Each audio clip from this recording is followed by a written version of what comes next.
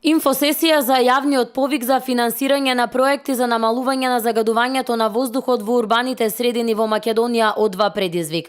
Денеска во Битола организираше Фондот за иновации и технолошки развој општина Битола и Центарот за развој на Пелагонискиот плански регион.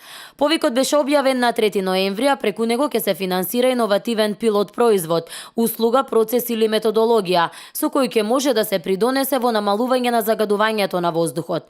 За повикот се одвоени 6 милиони денари и е отворен до 30 месецов. Повикот е упатен до сите микро, мали и средни предпријатија кои што можат да аплицираат сами или во соработка со академијата, факултетите значи, или пак невладини организации или други предпријатија.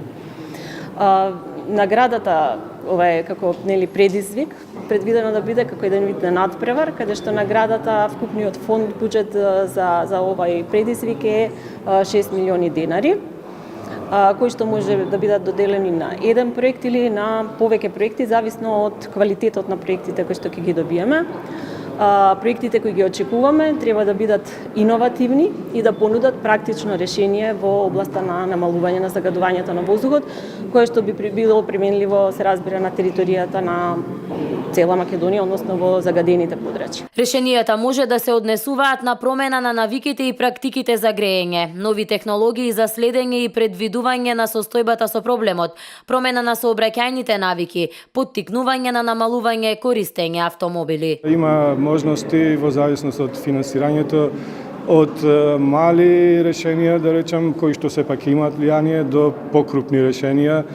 Најкрупно решение би било градот Битола да изработи план за одржлив транспортен систем, кој што впрочем денес е и услов било кој град во Европа да може да аплицира во европски проекти во делот на чисти градови и чиста урбана средина, мора да има план за одржлив урбан транспорт. Таков план општина Битола нема.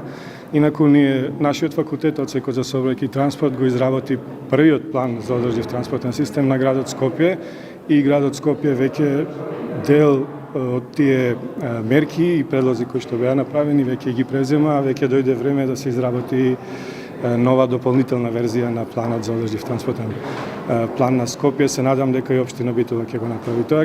Фондот ќе финансира 90% на проектот, а другите 10% ги покрива апликантот. Согласно буџетите кои ќе ги понудат апликантите, ќе се одлучи дали ќе се финансира едно или повеќе решенија.